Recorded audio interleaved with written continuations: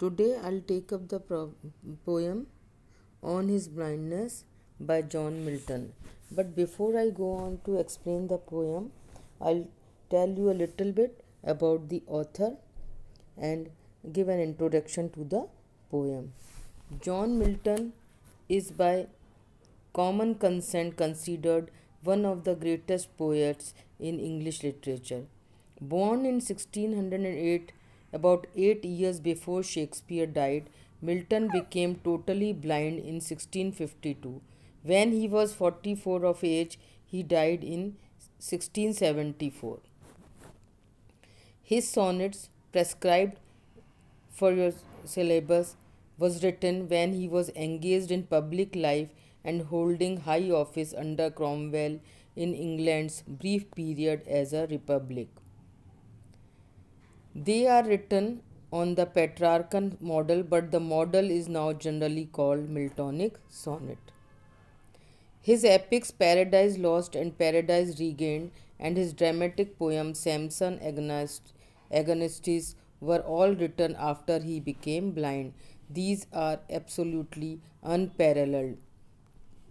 Milton's work shows a strong sense of moral values and learning, a fine sense and sharp sensitivity, and a rich imagination. His style and diction are incomparably lofty and majestic. तो ये जो John Milton हैं वो सबसे ज़्यादा किसके लिए famous हुए? उन्होंने एपिक लिखी. Epic you all know, like Mahabharata and Ramayana, they are the epics, महाकाव्य हैं. Paradise Lost and Paradise Regained. और ये जो है अपनी लर्निंग के लिए बहुत ज़्यादा बहुत ही इनकी लर्निंग जो थी वो वास्ट थी. और इन्होंने जो है अपने उस पोएम्स के माध्यम से, अपनी राइटिंग के माध्यम से मॉरल वैल्यूज़ को भी इन्होंने जो है वो बहुत आगे बढ़ाया है. और जो ये प्रेजेंट पोएम है on his blindness, this poem he wrote when he became completely blind. And so he had a great desire to serve God. And this is very surprising that he wrote all his great poems and epics after he had become blind. So इन्होंने on his blindness में he has expressed his grief and his sense of restlessness and discontentment, that because now he has become blind he will not be able to serve God. जबकि ऐसा नहीं हुआ, ये हम जानते हैं, क्योंकि इन्होंने जो है ब्लाइंड होने के बाद में ही ये अपनी ग्रेट जो हैं वो इनकी वर्क्स इन्होंने लिखे. So the poem on his blindness is an autobiographical sonnet. Autobiographical जो खुद के बारे में है, in which he expresses his feelings as a blind person. The poet thinks in the beginning that he will not be able to serve God as his sight is gone. But as the poem develops, he begins to believe that God wants him to keep working, in spite of the fact that his job caused him to lose his sight. In the end, he is assured that he is serving God like the angels who just wait for the orders of God. तो शुरू में तो इनको, जब ये poem की शुरुआत है, it is a sonnet of 14 lines. As you know that a sonnet is of 14 lines.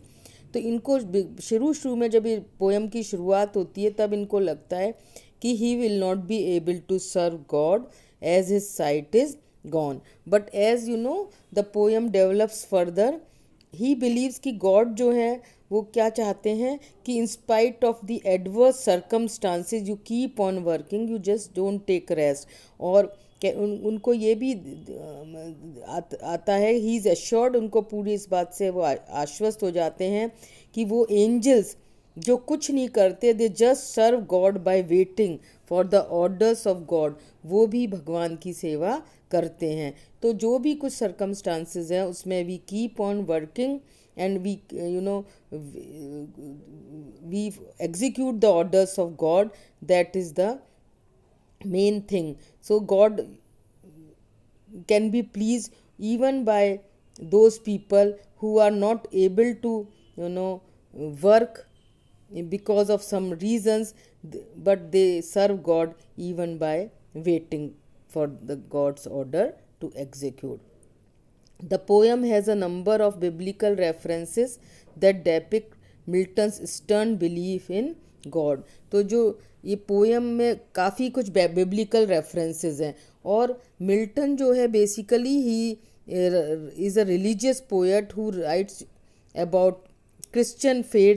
तो उनका जो इन्होंने इसमें बिब्लिकल रेफरेंसेस भी दिए हैं पोएम में, जिससे कि उनका जो है वो फर्म बिलीफ जो है वो गॉड में हमें नज़र आता है. And now I will read out the lines. When I consider how my light is spent, ere half my days. Ere here means before. Ere means before. In this dark world and wide, and that one talent which is death to hide, lost with me useless. Lost means staying with me. Staying with me useless, though my soul more bent. So the poem starts with the poet introducing his idea in the very beginning. According to him, he often thinks that half of his life or sight or intelligence has been spent in serving humanity, but now that he has lost his eyesight, and so his other half is dark now and wide, challenging as well. The one talent, he says, of writing which he had is useless now, because without eyesight he cannot write. Thus it is just a load from the God that has been bestowed on him. The poet laments over the loss of his eyesight and wonders what this talent means for him now, as without eyesight he cannot use it. तो इन्होंने जो first paragraph है उसमें अपना जो है एक तरह से उन्होंने दुख एक्सप्रेस किया है. ये कहा कि भगवान ने उन्हें इतना बड़ा टैलेंट तो दिया है of writing, but how he will be able to write without the eyesight. तो उनको जो वर्ल्ड है वो कैसा नज़र आ रहा है, dark and gloomy. And still he wants to write poems and present a true account of his poetic genius to God who had bestowed the gifts on him. तो वो उनकी ये इच्छा है कि भगवान ने उनको ये गिफ्ट दी है राइटिंग की, और वो उसके साथ सच्चाई से जो है उसको करें. So consider here means think, my light means my I site, is spent means is finished. So he says when I think about my blindness, half my days. Milton had become blind when he hardly had covered half the span of his life. So dark world and wide means the whole world appeared dark and gloomy to the poet in his state of blindness. That refers to his power of writing. Talent means gift, quality of writing. Here talent means gift, but here he is referring to quality of writing poetry, which is death to hide. It is almost like killing the gift of poetry, because he has become blind. So it is almost like killing the talent of writing, because if it is not used in composing good poems, then it will go wasted. Lost means stayed or kept. Useless, he says, it is of no use to me, for in this state of blindness I cannot write good poetry. तो कह रहे हैं भगवान ने मुझे ये gift तो दे दी, पर ये मेरे साथ कैसी हो रही है, बिल्कुल यूजलेस पड़ी रहेगी अगर मैं जो है इसको यूज़ नहीं कर पाऊँगा. So this is he says, though my soul more bent to serve there with my maker. Maker here means God, the creator.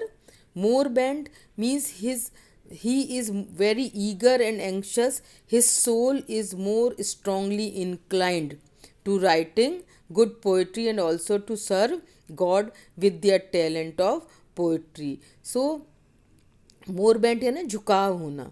To serve there with, भगवान उनकी इच्छा है कि वो गॉड की सेवा करें by writing good poetry because this talent has been bestowed upon him by God.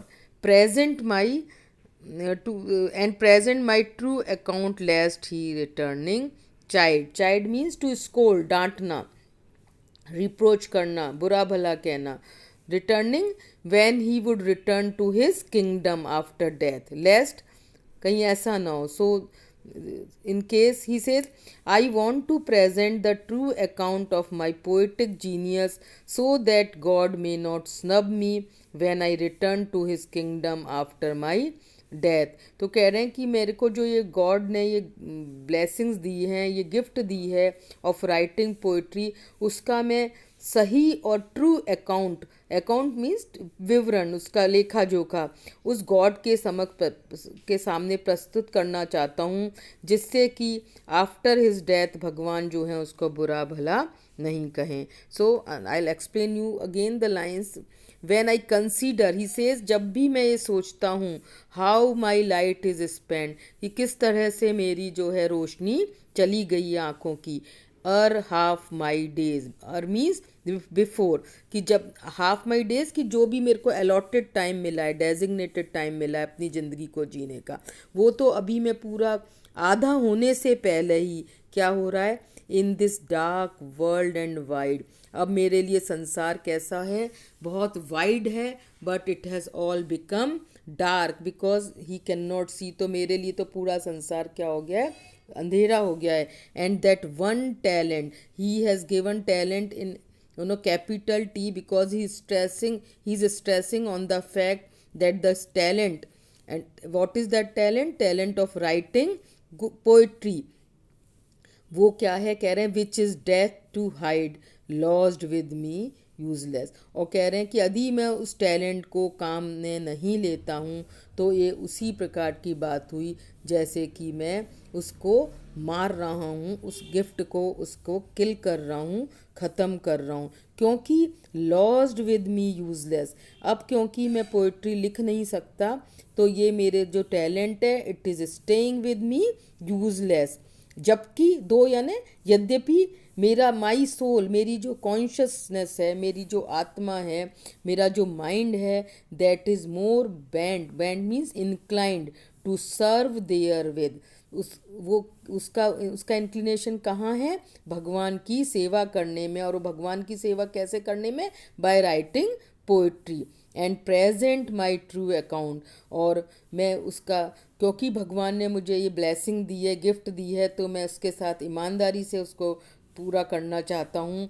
नहीं तो क्या होगा, लेस्ट कहीं ऐसा ना हो, ही रिटर्निंग चाइल्ड, कि वो जो है लौटने पर मुझे डांटें. सो these are the, first there is this question in his mind, and there is this turbulence in his mind. उनके दिमाग में बहुत उथल पुथल है कि जो है वो हिज माइंड इज़ टर्बुलेंट, कि वो कैसे अब भगवान को कि अपनी सेवाएं देख सकेंगे बाय राइटिंग पोइट्री. बट उसके बाद जो लास्ट स्टेंजा हैं और जो लास्ट लाइन्स हैं, उनमें ही comes to a kind of resolution, एक solution which I will discuss in the next lecture. Thank you.